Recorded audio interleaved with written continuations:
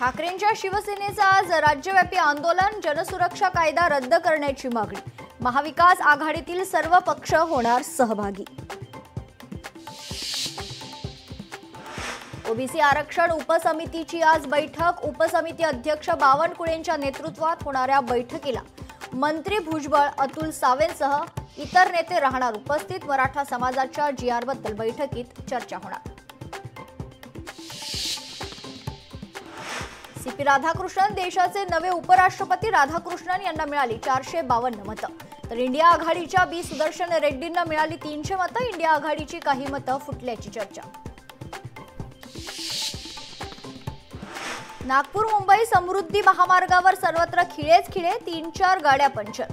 मोठा कट रचून जीवित हानीचा प्रयत्न असल्याचा प्रवाशांचा आरोप। मुंबईतील बहुप्रतीक्षित मंडाळे ते चेंबूर दरम्यानची मेट्रो सेवा याच महिन्यात सुरू होण्याची शक्यता। मेट्रो रेल सुरक्षा आयुक्तांच्या पथकाकडून आजपासून तपासणी। बालेन शाह नेपाळचे नवे पंतप्रधान होण्याची शक्यता। बालेन शहांना पंतप्रधान करण्याची आंदोलकांची मागणी। बालेन शाह काठमांडूचे महापौर।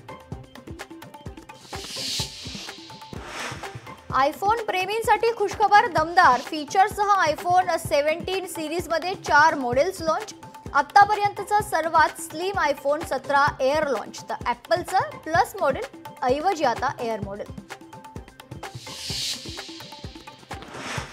टीम इंडियाच्या आशिया चषक मोहिमेला आजपासून सुरुवात। पहिला सामना आज यूएई मध्ये होणार आहे, तर सूर्यकुमार यादवच्या नेतृत्वात भारतीय संघ मैदानात।